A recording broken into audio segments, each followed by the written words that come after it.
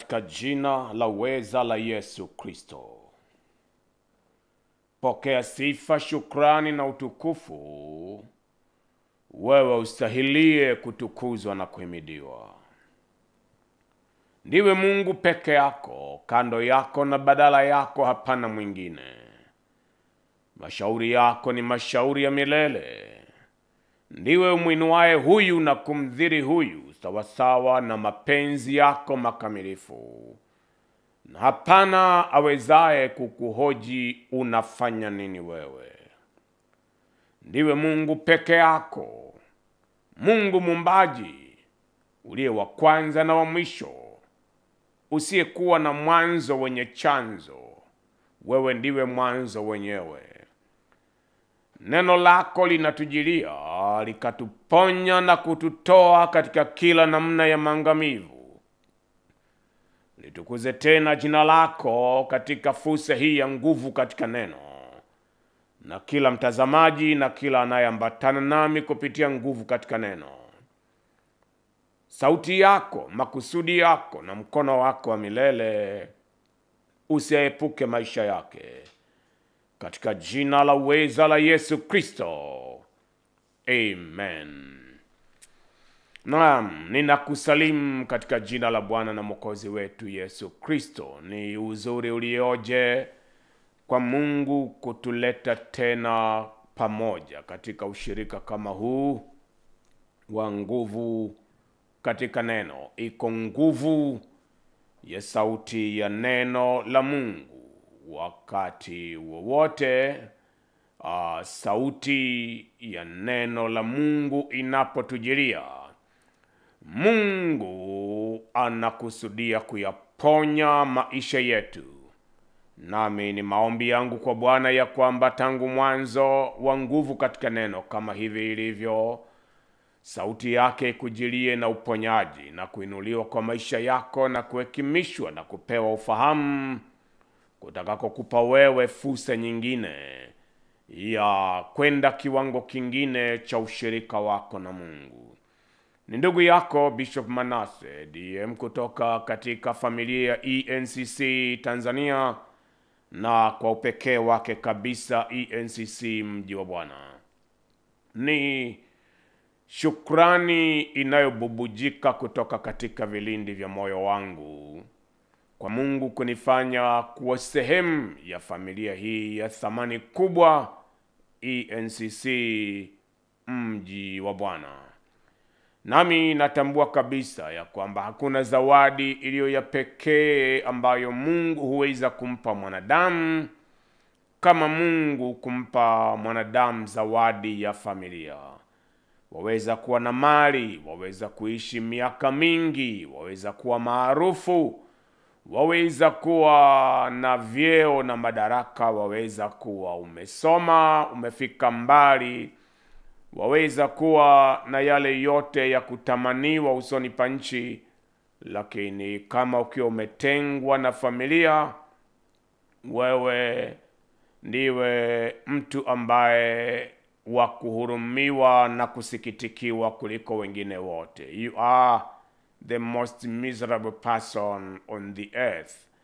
Na kwa sura hiyo ninanena hivi ili nene kwamba ni heshima mbele za Mungu na mbele yako wewe unayeambatana nami kupitia nguvu katika neno, kwamba ni katika familia hii ya ENCC Mji wa Bwana inanipa mimi fursa ya kukuhudumia kwa njia hii tena na tena, kama ambavyo tumekuwa tukikutana kupitia nguvu katika neno kila jioni kama ilivyo hivi leo. Nami nina hakika kabisa ya kwamba kutokea umbali wowote uliko, unayo fursa ya thamani kubwa ya kuwashirikisha wengine habari ya nguvu katika neno na Hebron TV na Hebron Media kwa ujumla wake. Nawe utakuwa tayari kabisa kubadilisha maisha ya mtu katika umilele wake, na ijara yako isiondoke mikononi mwako. Katika nguvu katika neno tumekuwa na series za topics kadha wa kadha ambazo tumeweza kugusa, Na ndani ya majuma kadha hivi sasa tunashughulika na kuishinda roho ya mkwamo. Kuishinda roho ya mkwamo. Mkwamo ndilo jambo pekee ambalo mwanadamu hahitaji kukutana nalo. Mkwamo ni jambo baya ambalo mwanadamu yeyote anapokutana nalo linaua, linaharibu, linapoteza yaliyo mengi. Ukikwama katika kukua katika kimo, ukikwama katika elimu, ukikwama katika kazi, ukikwama kiroho, ukikwama katika afya, ukikwama katika namna tu ya mahusiano yako kijamii, ukikwama katika ndoa, ukikwama katika uzao, ukikwama katika eneo lolote la kustawi kwako, jambo hilo halivumiliki katika eneo lolote la maisha ya mwanadamu. Na mikwamo iko ya namna nyingi. Kuna mkwamo tunaosema uko pale pale, huendelei mbele. Na kuna mkwamo tunaosema ni mkwamo lakini unaenda pole pole. Ni kama vile wengine wanapaa, wewe unatambaa. Anayetambaa akiwa anatoka Dar es Salaam kwenda Mwanza, na anayepaa kutoka Dar es Salaam kwenda Mwanza. Mwingine ametumia saa moja akiwa ametoka Dar es Salaam amefika, na wewe unatumia miaka kadha kabla hujafika safari ile ile. Wewe umekwama, ingawa kwa mtazamo mwepesi unasogea kutoka sehemu moja kwenda sehemu nyingine. Na kuna mkwamo mwingine ambao huwa tunauita retrogression. Ni maisha ya mtu yanayorudi nyuma. Kila kunapokucha kwako wewe ni afadhali ya ulipokuwa jana. Yaani maisha yako yanapiga mbio katika kuporomoka. Juzi ulikuwa na vingi, leo uko na vichache. Jana ulikuwa na vichache, leo hauna kitu kabisa. Ulikuwa na magari kadha, na sasa tazama, hauna hata baiskeli.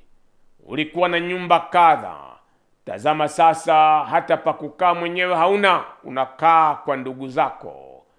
Ulikuwa na familia, lakini sasa unasemekana tu kwamba ulikuwa na familia zamani. Hiyo ni mkwamo ulio mbaya kuliko mikwamo mingine yoyote ile. Nimenena aina tofauti tofauti za mikwamo, kama mkwamo katika roho ya kufanya makosa, yani the spirit of error, kutoka katika mtazamo wa Samson, Daudi, Ruben. Na unapotazama mkwamo katika mazingira ya mtu kufanya makosa, ni mikono yako mwenyewe inayokupa wewe kukwamisha maisha yako. Na kwa majuma kadha sasa nimekuwa nikishughulika na roho ya mkwamo katika kipengele cha roho ya udhaifu. Roho ya udhaifu. Udhaifu ni lugha ambayo maandiko yanaitumia kudhihirisha roho ile inayobeba magonjwa na maradhi. Magonjwa na maradhi.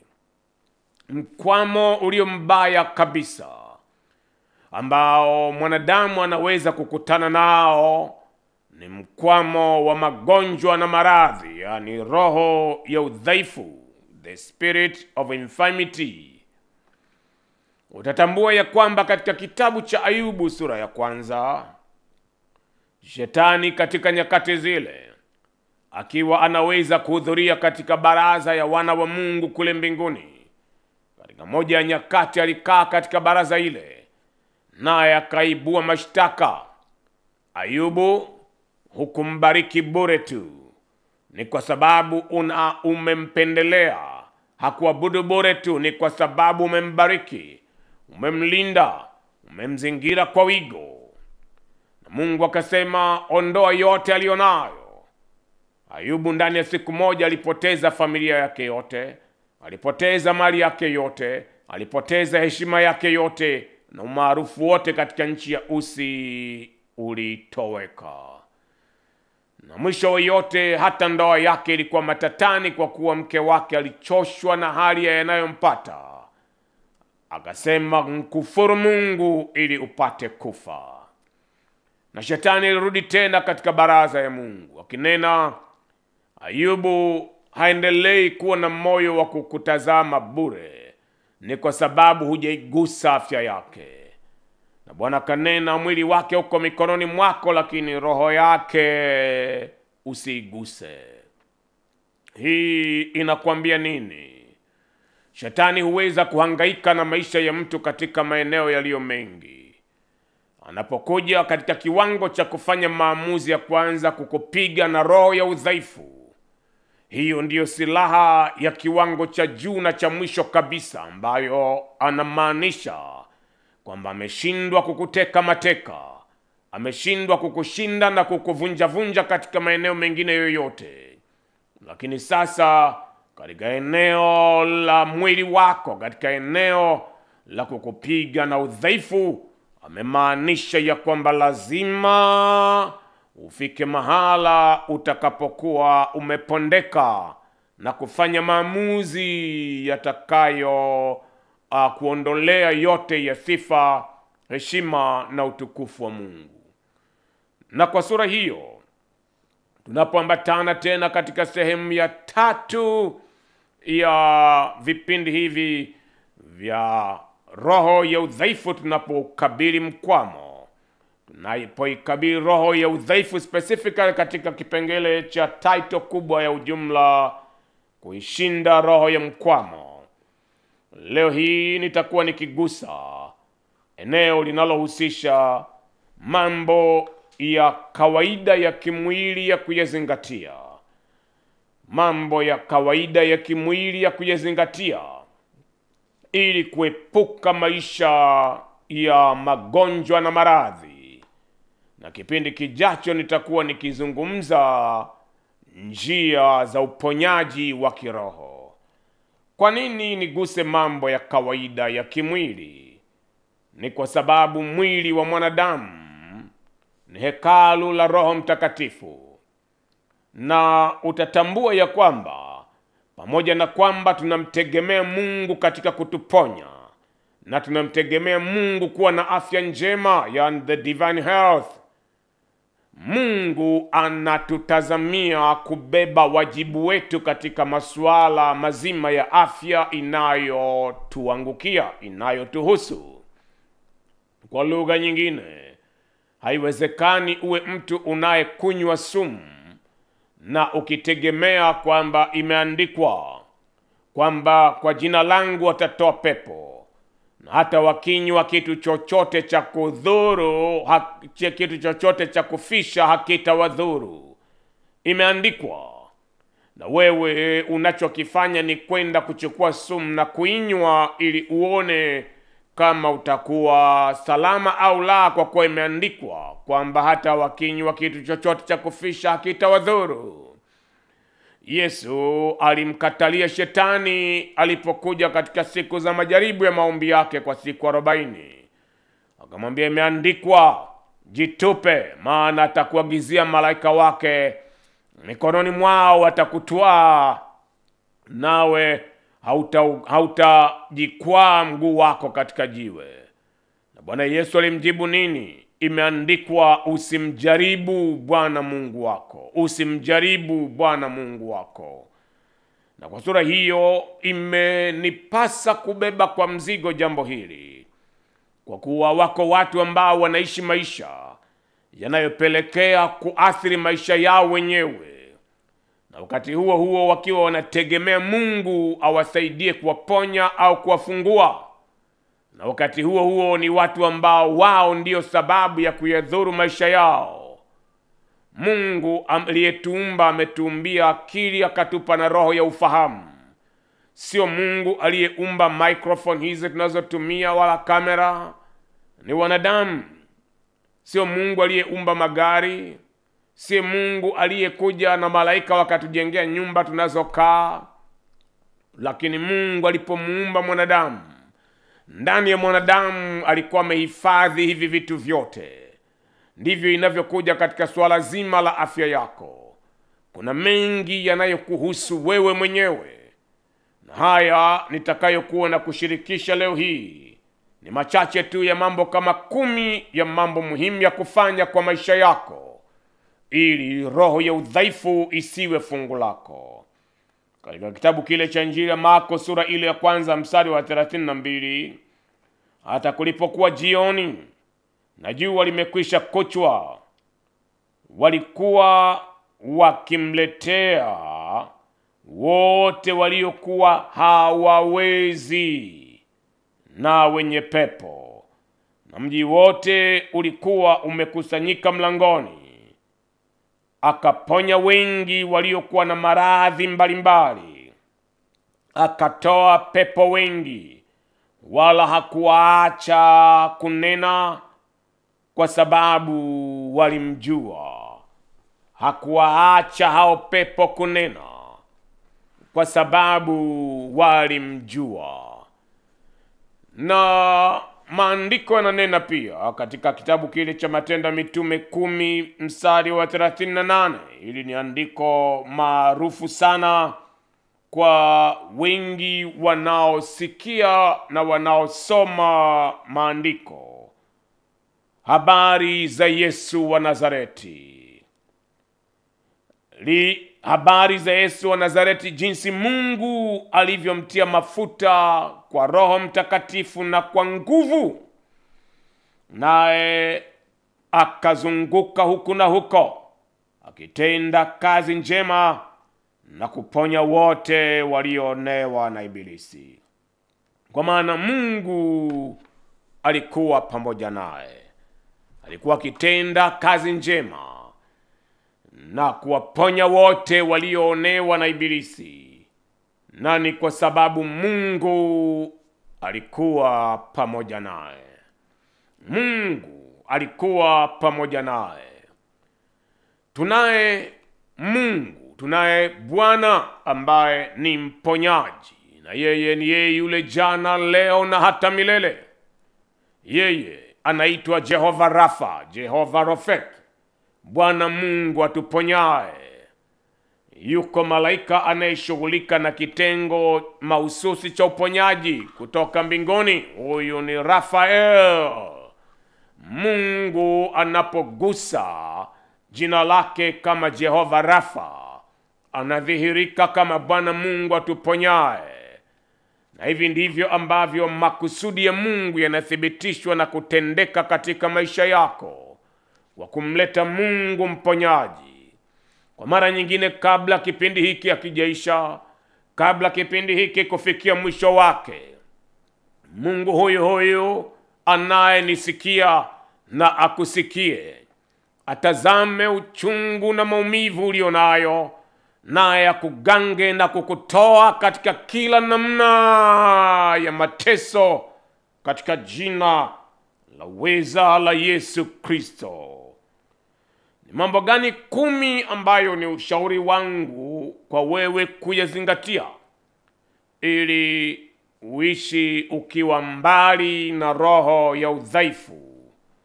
Jambo la kwanza, zingatia aina ya mlo unaokula. Yaani ni kile ambacho tunakiita mlo kamili, the balanced diet. Najua ninaponena hivi, hili linakuwa ni jambo lililo changamoto kwa maisha ya walio wengi, ambao kwa hakika maisha ya walio wengi, hasa tunapozungumzia kusini mwa Sahara, Afrika na maeneo kadha wa kadha ya dunia, watu hula kinachopatikana, sio wanachokihitaji. Lakini kile unachokula kinaamua vile utakavyokuwa. Na hapa kuna wale wengine ambao kwao huwa inakuwa vigumu hata kunywa maji tu. Kunywa maji mengi huwa inasaidia sana maisha ya mtu. kuondoa vingi vilivyo sumu na mchanganyiko wa mengi mwilini mwa mtu. Na kwa sura hiyo, tazama mlo unaokula, na mlo huu unapokuwa balanced, yani mlo ulio kamili, na ukanywa maji ya kutosha, wewe automatically unapingana na roho ya udhaifu, na maisha yako yatakuwa katika fursa ya kupiga mbio na ufike mbali.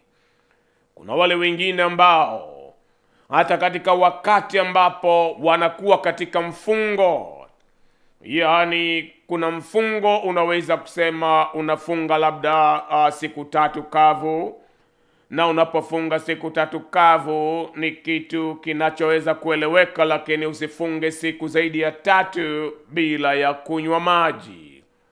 Usifunge siku zaidi ya 3 bila ya kunywa maji.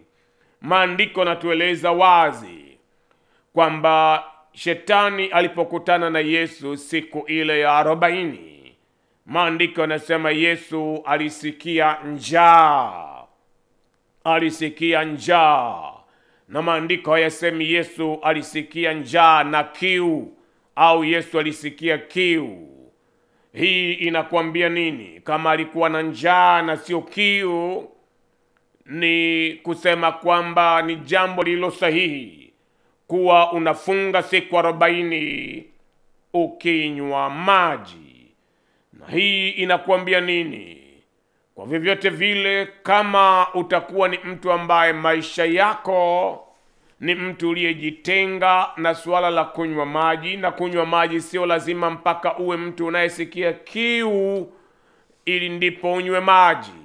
Fanya uamuzi wa kunywa maji kwa sababu mwili wako unahitaji maji, na hii utakuwa umeutendea mwili wako vema, na utakuwa umelilinda hilo hekalu la Roho Mtakatifu vema, nawe uwe salama ukiwa umetengwa na kila namna ya roho ya udhaifu. Kwa wewe ambaye mlo kamili kwako wewe ni jambo gumu kupatikana, na msihi Mungu ambaye yeye ni mpaji, na awe Mungu mpaji kwa maisha yako, Mungu mpaji kwa familia yako yote.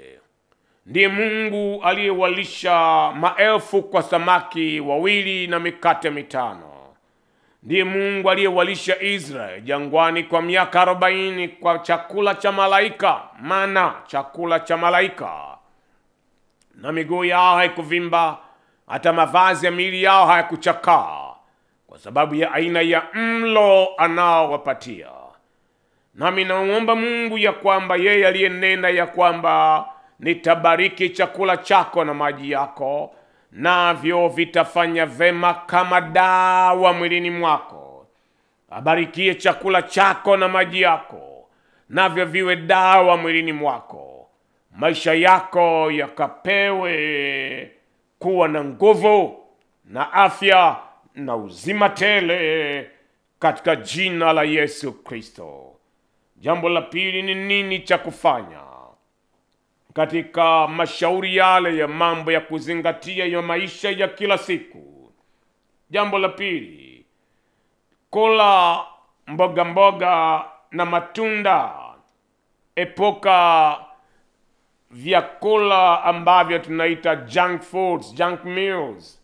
Yani unakula vyakula ambavyo ndani yake vimetengenezwa na vitu ambavyo havikusaidii mwili, lakini unajaza tumbo na unakuwa unasikia tumbo limejaa na umeshiba, lakini shiba yako ulichojaza tumboni ni masukari na mafuta na vitu ambavyo ni artificial tu, kama ni vitu vilivyotengenezwa kwa lengo la kukufanya usikie umeshiba, lakini havikusaidii chochote. Utakumbuka ya kwamba kabla ya nyakati za Nuhu na kabla ya nyakati za gharika kupita, mwanadamu alikuwa amepewa miti yote ya matunda ya bustanini na mboga mboga kuwa chakula chake. Nawe utatambua ya kwamba wakati wote ambao mwanadamu aliishi akila vyakula hivi, aliishi maisha marefu, aliishi mamia ya miaka. Na unapotazama hata hayo matunda na mboga mboga, vinatofautiana quality na contents zilizoko huko ndani. Kuna matunda au vyakula tunaita vya Misri. Wana wa Israeli walimwambia Musa wakimnungunikia Mungu, kule Misri tulikula matikiti, tulikula matango, tulikula vitunguu saumu, tukala nyama na vitunguu vya kawaida. Walikumbuka vyakula vya Misri. Ndiyo, vingine hivi vyote viko na contents za maana za kukusaidia.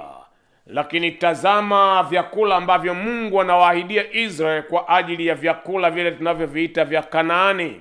Anasema mtakula zabibu, mtakula asali, kutakuwako na maziwa, kuna makomamanga, kuna shairi, kuna ngano. Nawe utatambua ya kwamba ni aina ya vyakula vinavyomfanya mtu awe na afya njema, awe na nguvu, awe na maisha marefu. Vyakula vile vya Kanaani. Vyakula vile vya Kanaani, sayansi inathibitisha kwamba ni vyakula dawa, ni vyakula tiba kwa maisha ya mwanadamu. Na kwa sura hiyo, maandiko yananena mara baada ya gharika ya Nuhu, Mungu akiisha kuwa amesema kwamba mwanadamu miaka yake haitazidi miaka 120, maandiko yanatuambia tangu nyakati zile mwanadamu akaanza kula nyama. Ni utafiti unaothibitika ya kwamba viumbe wote wanaokula nyama wanaishi maisha ambayo ni ya kupunguziwa na wanakuwa wachache duniani. Tazama kiumbe anayekunywa damu kama mbu, ili afike mahala pakuwa na uhai, hawezi kuwa na uhai unaozidi siku 7. Niambie, kama mbu wangekuwa unaweza kuishi, kila mbu akaishi miaka 30, dunia ingekuwaje? Ni kwa sababu uhai wake unaondoa uhai wa wengine. Unapopunguza uhai wa wengine, lazima uhai wako uwe umepunguzwa zaidi. Tazama viumbe kama simba ambao wanakula uhai wa wengine. Akiishi sana hawezi kuishi zaidi ya miaka 14. Hapo ameishi sana. Na kwa sura hiyo wanaishi maisha mafupi na wanakuwa wachache duniani, na wanaendelea kupungua kwa sababu ili aendelee kuishi anaishi akila wengine. Hii inakuambia nini? Inakuambia kuna content za uzima ndani ya maziwa, ndani ya asali, ndani ya makomamanga, ndani ya zabibu, ndani ya shairi, ndani ya ngano, ndani ya matunda ya nchi ya ahadi, yaani kama mzaituni na kama tini na vitu vile ambavyo maandiko yanasema utavikuta Kanaani. Lengo sio kuzungumzia geographical boundaries za milo ya Kanaani, hapana. Lengo ni kukuonyesha jinsi ambavyo unachokihitaji kukizingatia hapo ni jinsi gani unahitaji mboga na matunda. 3, unatakiwa kufanya nini? Ishi ukiwa na mazoezi ya mara kwa mara. Mazoezi ya mara kwa mara. Katika kizazi tulicho nacho, kizazi ambacho hata watoto hawana michezo kule nje tena, yaani kizazi kilichopita, ungekuta watoto wana vingi wanavyocheza navyo huko nje, Hata kama hakuna mipira mizuri kama iliyoko sasa, kungekuwako na mipira ya makaratasi na matambara. Watu wangekaa wakiwa bize mchana kutwa, na ingekuwa mara nyingine ni wakati ulio mgumu kwa wazazi kuwafanya watoto watulie. Lakini siku tulizo nazo, mtoto tangu anaanza kuwa na mwaka 1.5, mwaka 1, anajua kucheza na simu, anajua kucheza game za simu. Atakaa hapa, akiacha simu chini, atatazama TV.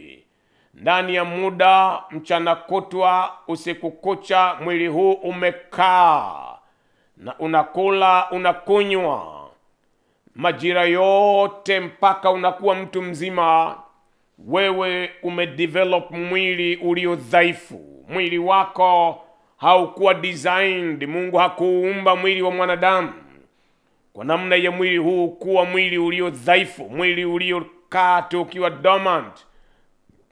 Lazima uwe mtu wa kufanya mazoezi. Kwa wale wengine ambao sasa ni watu wazima, maisha yako yako bize, hauna muda wa kutulia. Kila leo kukicha saa 11:30 uko barabarani, unawahi kazini, na unarudi nyumbani saa 3, saa 4 usiku. Na unapokuwa kazini uko bize, umehudhuria kikao kile, umetoka pale, umekaa kwenye kile kiti cha ofisini, umetoka pale, umehudhuria kikao kingine pale, umesign documents zile, umefanya haya na yale, na mwisho wa siku unarudi nyumbani ukiwa umechoka mwili, lakini mwili ni dhaifu, hauna mazoezi yoyote.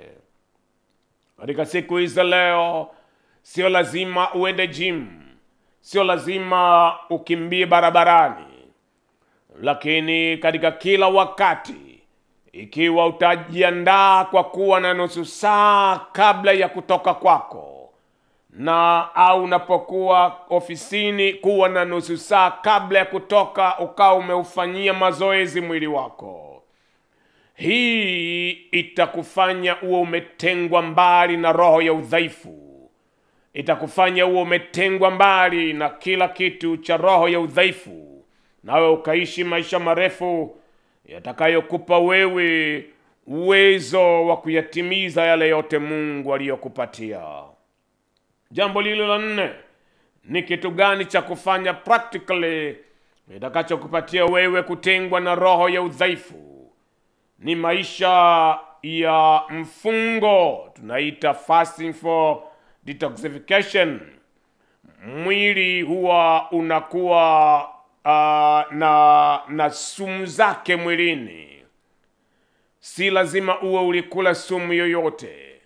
Mwili wenyewe umejaa kemikali zilizo nyingi, na katika nyakati unapokula chakula kimoja kwenda chakula kingine, mwili wenyewe unapoendelea kuachilia kemikali za kudigest hicho chakula na kuondoa makapi na kujaribu kuchuja ili damu iwe safi na kujaribu kuondoa sumu mwilini, huwa kuna nyakati ambazo mwili unahitaji mfungo. Ndiyo, utakuwa na faida sana ukifunga ili kuwa na maombi, lakini kuna nyakati mwili unahitaji kurelax, uwe na a fasting for detoxification. Mwili unapokuwa toxico, unabeba sumu. Ule mfungo hauli chochote ndani ya muda fulani. Ukinywa maji, mwili unakuwa safi na system za mwili wako zinarejea kuwa katika hali iliyo safi. Iwe ni zile system za kupumua, iwe za mfumo wa chakula, yani digestion system, iwe ni mfumo wa mifupa. Zile sumu zinapoondoka kwa namna ile ya mfungo, mifumo yako inarejea safi na unakuwa katika hali ya nguvu na afya njema. 5, nini cha kufanya? Uwe na muda wa mapumziko kutoka katika kila namna ya mzunguko wa siku zako, wa kazi zako siku kwa siku. Zile normal routines usipokuwa makini, zinaweza kuyameza maisha yako na zikakupiga na udhaifu. Na ukiwa dhaifu ukalala kitandani, amini na kuambia, maisha ya watu yataendelea na utakuwa umepata replacement. Mtu mwingine atachukua nafasi yako haraka. Usidanganywe ukadhani bila ya wewe hakuna kitakachofanyika. Kitaendelea kufanyika kila kinachotakiwa kufanyika. Ndiyo, bado wewe you are a treasure, bado wewe ni hazina iliyo njema. Lakini Mungu anayenena ya kwamba aliumba kwa muda wa siku 6 na kwa siku ya 7 akastarehe. Neno akastarehe ni neno sahihi katika Biblia Kiswahili, kwa kuwa hakupumzika kwa sababu alichoka, alistarehe. Naye akasema siku 6 fanya kazi, siku ya 7 utapumzika, kwa kuwa Bwana Mungu wako aliingia katika sabato. Neno sabato ni pumziko la kustareheshwa. Mungu anatazamia maisha yako yawe na hekima ya kutosha kujua ya kwamba hupasi kuwa aina ya mtu kuanzia Januari mpaka Desemba huna muda na majira ya kupumzika. Unakimbizana na mambo kuanzia asubuhi mapema mpaka usiku wa manane, kuanzia siku ya kwanza ya juma mpaka siku ya mwisho ya juma, kuanzia siku ya kwanza ya mwezi mpaka siku ya mwisho ya mwezi, kuanzia siku ya kwanza ya mwaka mpaka siku ya mwisho ya mwaka. Uwe na nyakati utakazo retreat, rejea mahala pa pumziko, na pumziko likakupatie nguvu na afya njema.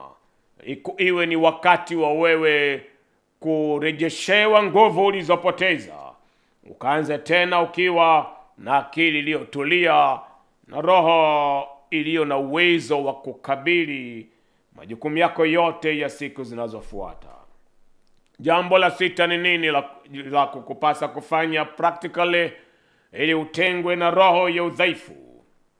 Utengwe kabisa na maisha yale ya uzinzi na uasherati. Maisha ya uzinzi na uasherati. Tazama, wengi hudhani tunaponena habari ya kupingana na uzinzi na uasherati ni kwa sababu tu ni machukizo kwa Mungu. Ndiyo, kwanza ni machukizo kwa Mungu. Lakini mtu yeyote anayeishi maisha ya uzinzi na uasherati haimuathiri Mungu chochote, ila inakuathiri wewe unayeishi maisha hayo. Wewe ndiwe unayekuwa muathirika, unakuwa muhanga kwa kuishi maisha hayo. Ni jambo ambalo limethibitika katika kumbukumbu za tafiti zilizorekodiwa katika nyakati na vizazi vya wanadamu.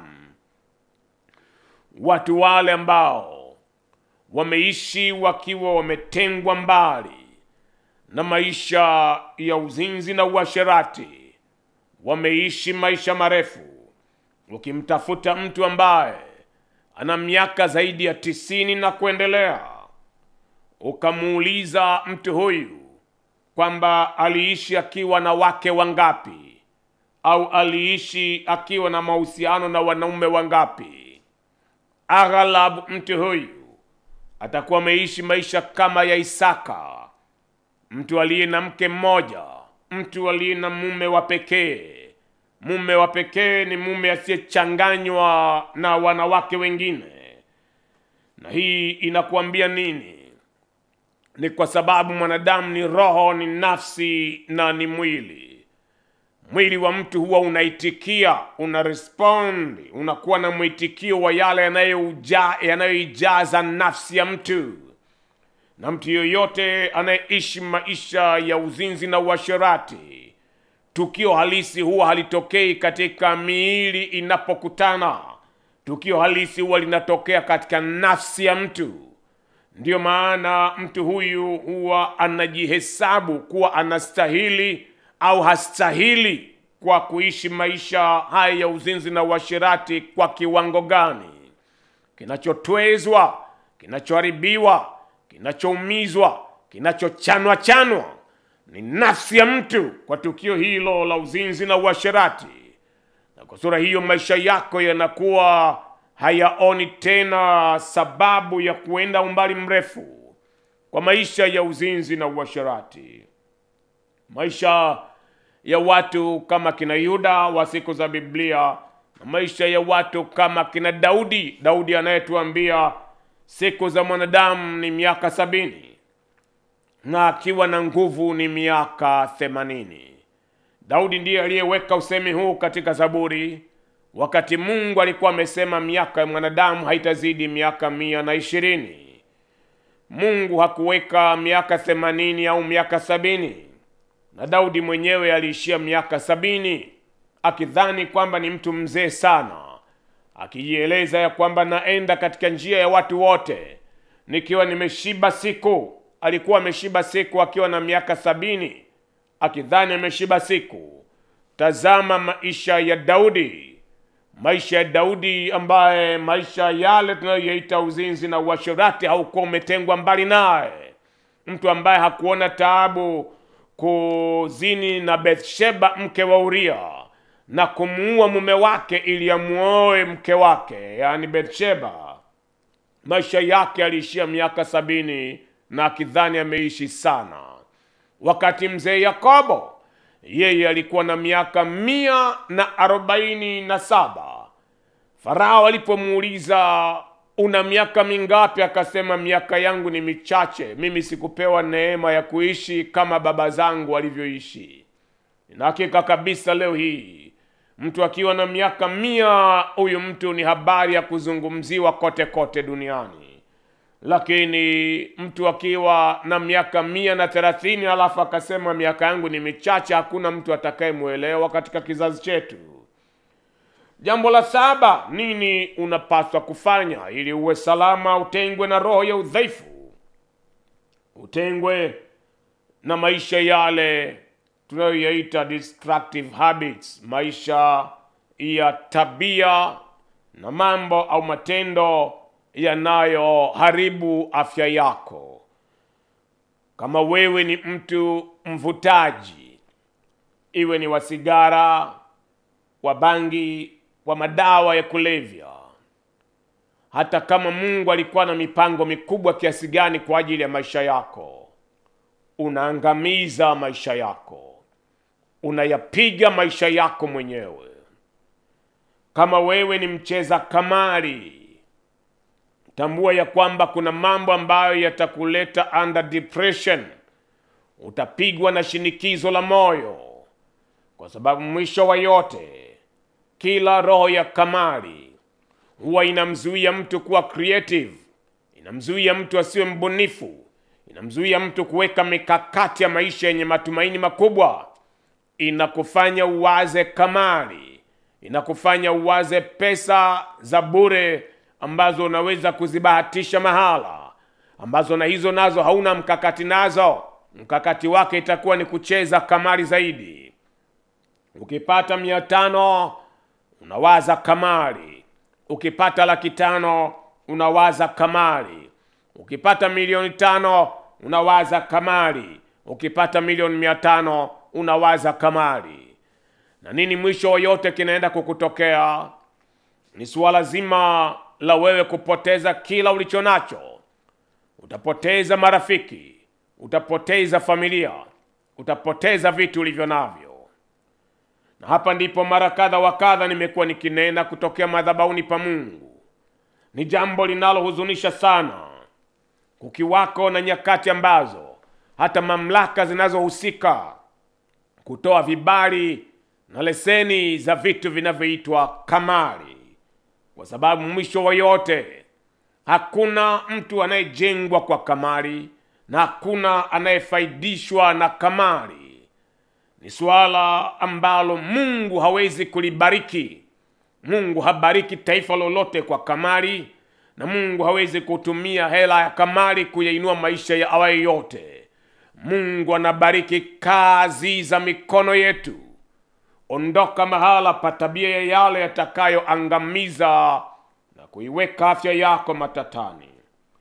Jambo la 8, usiwe mtu wa kuweka visasi. Ondoa hali ya chuki. Ondoa hali ya kutokusamehe. Ondoa ghadhabu na hasira moyoni mwako. Ondoa shauku ya kutamani kulipiza kisasi. Moyo unaosamehe na kuachilia, huu ni moyo unaobeba furaha.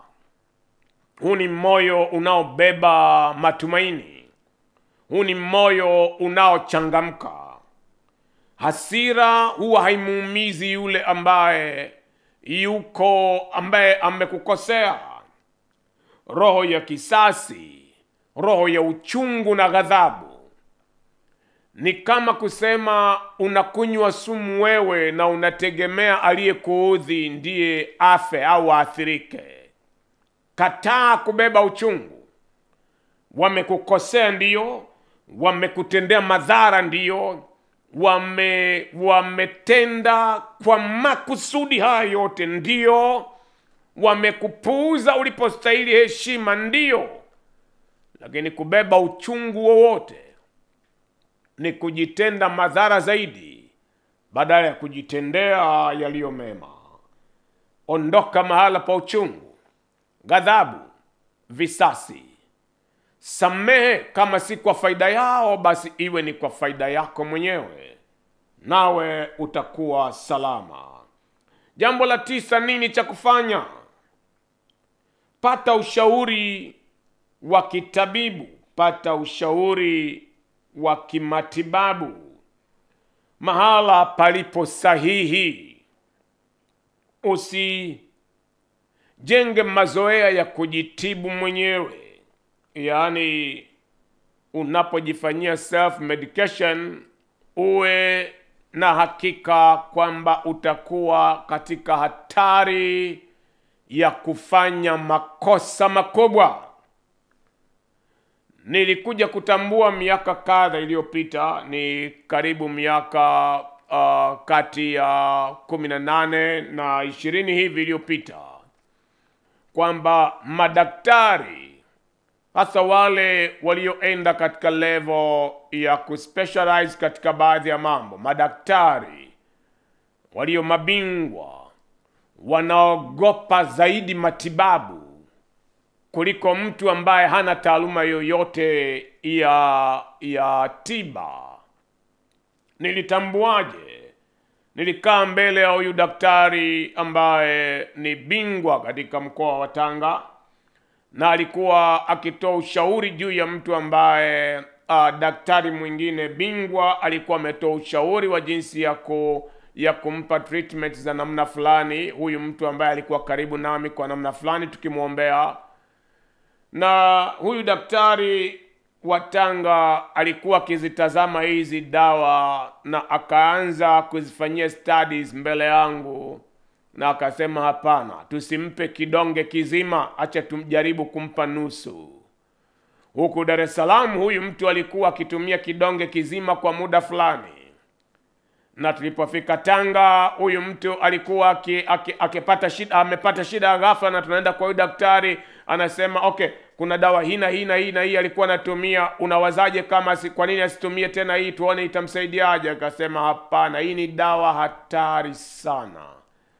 Sasa lakini kuna vyeti vyake, wanasema daktari mmoja alirecommend, akasema hapana, na mashaka makubwa na hii dawa. Hii inakuambia nini? Ni pale ambapo mtu wa taaluma yake ana hofu na mashaka makubwa kutumia dawa kwa sababu unajisikia tu. Na wewe ambaye huna taaluma yoyote ya dawa, unajua tu ya kwamba saa hii nikiona kwamba Panadol haifanyi kazi, nipatieni diclofenac. Ikiwa haifanyi kazi, kuna dozi gani nyingine iliyo kubwa zaidi ya hapo, nipatie na hiyo, nipatie na ile. Unajitibu mwenyewe, na ndani ya muda unavyoendelea kujitibu, tatizo lako ni jingine na unachotibu ni kingine, na unachotuliza maumivu hakitibu tatizo lako, na una develop tatizo na tatizo zaidi. Matabibu wasiokuwa sahihi ya mahala pa kituo kisichokuwa sahihi cha matibabu ni majanga mengine katika taifa, jamii na maisha ya watu. Hakikisha unapata ushauri ulio sahihi kutoka mahala palipo sahihi. Una kisa nimekuwa nikiongea katika familia ya Mji wa Bwana. Tulikuwa na binti katika moja ya matawi yetu ya makanisa kule usharika wa Kimara. Yeye alitoka kwenda kuchekiwa malaria, na huyu muuguzi, huyu nurse akachukua damu yake, akaingia ndani, akaja kumcheck, akasema nimekucheki, nimeona kwamba uko HIV positive. Na huyu binti akamuuliza, nilikuja kupima nini mimi hapa? Akasema, ulikuja kupima malaria unasema, lakini mimi nimeona ni cheki vyote. Akamwambia, sihitaji majibu yako na sihitaji chochote, naondoka. Akaenda, akiwa ametoka akampigia mume wake akimwambia, nimetoka hospitali, nimepimwa, wamenipa majibu haya na haya. Mume alikuwa kona nyingine jioni hiyo kazini, na huyu kijana, ni vijana tu, walikuwa hawana hata mtoto bado. Huyu kijana akaanza kuugua toka huko alikotoka. Waliponipigia jioni ile, nikamwambia binti, nenda siku ya kesho kituo kingine cha kupima. Nenda kapimwe tena, ucheki kuthibitisha hiyo status waliokueleza, na achana na habari ya huyo alichokueleza. Na huyu binti kesho yake alienda, mume wake akiwa anaumwa, kesho yake hakuweza kwenda kazini, amepigwa na hiyo shock. Na kilichofuata, huyu binti alienda hospitali nyingine, akachekiwa na akakutwa kwamba ni HIV negative. Akarudi kwa mume wake akimweleza, na mume hakuamini matokeo ya pili. Huyu kijana aliendelea kuwa na wakati mgumu. Kulikuwa na mchungaji ambaye alikuwa akiwachunga, akawaleta mpaka mbele ya meza yangu, na kila mashauri tulionena na huyu kijana aliona ni mashauri ya faraja isiyokuwa kweli.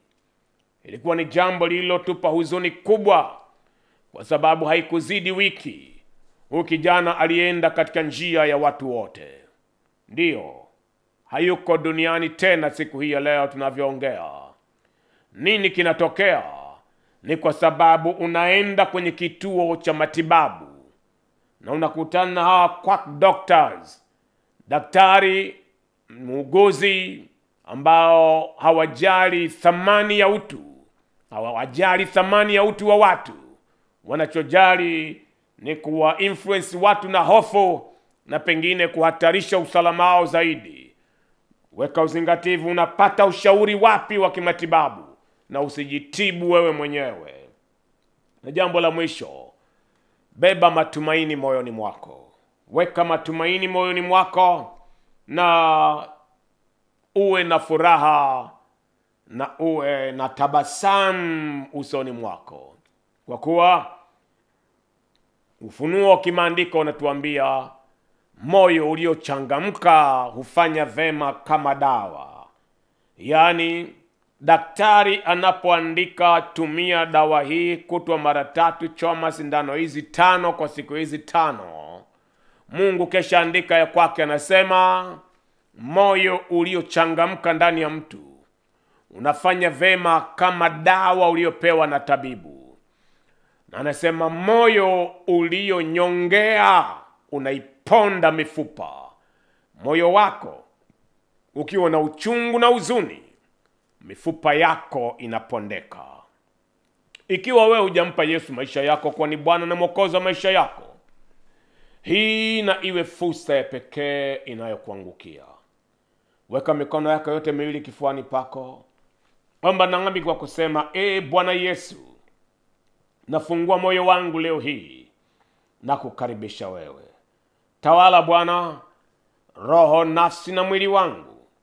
Unifanye kuwa wako milele, kwa kuandika jina langu katika kitabu cha uzima cha mwana kondoo.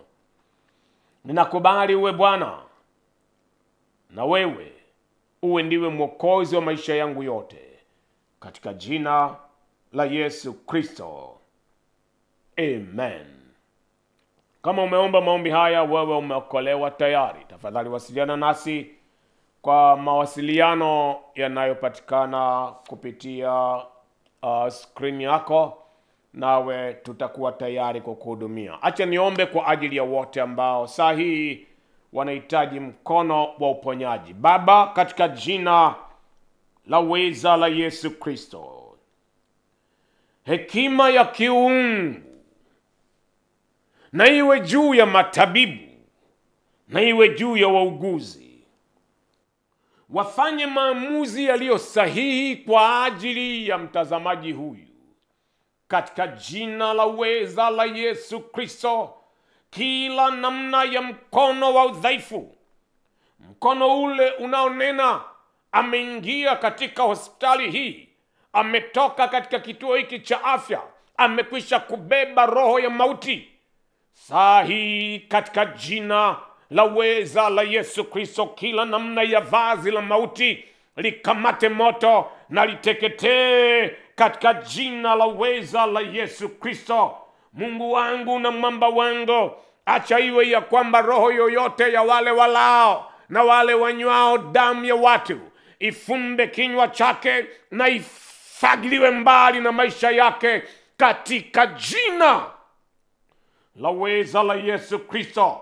Kila namna ya nguvu inayosema mwili wake umegandamana na magonjwa na mwili wake hautatengwa na magonjwa haya, nguvu hii ifishwe katika jina la uweza la Yesu Kristo, ifishwe katika jina la uweza la Yesu Kristo. Natamka kupandwa kwa damu ya Yesu katika kila chembe hai ya mwili wake, na nena uzima, na nena nguvu, na nena uponyaji. Uponyaji utakao kupa kuishi, ukaishi nawe ukatimize hatima uliyokusudiwa na Mungu. Yale yote yaliyonenwa na tabibu kwamba hayawezekani, yawe ni yale yenye jina la C kama kansa, yawe ni yale yenye jina la HIV, yawe ni yale yenye jina la sumu za kipepo, yawe ni yale yenye jina la diabetic za kurithi, na chochote kilicho pigo la ini, la figo, la moyo, leo hii katika jina lipitalo majina yote, na tamka juu yako ufanywe kuwa mzima katika jina la uweza la Yesu Kristo. Roho wa Mungu aliye muumbaji nawe juu yako, ayafunike maisha yako, akutenge na kila namna ya udhaifu, arejeshe afya yako kama jua la asubuhi, nawe ukazidishwe kutoka nguvu hadi nguvu, hadi kufikia mchana mkamilifu, ukaishi, ukastawi, ukanene habari ya fahari ya wema wa Mungu pande zote za maisha yako, katika jina la uweza la Yesu Kristo. Amen. Naam, wema wa Mungu na udumu kuwa juu yako. Tukutane tena katika kipindi kingine cha nguvu katika neno, hali ukiwa umefanya maamuzi ya kwamba tutakutana uso kwa uso. ENCC Mdio Bwana, mahala mabaya siporuhusiwa kuharibu, na wema wa Mungu udumu kuwa juu yako. Shalom.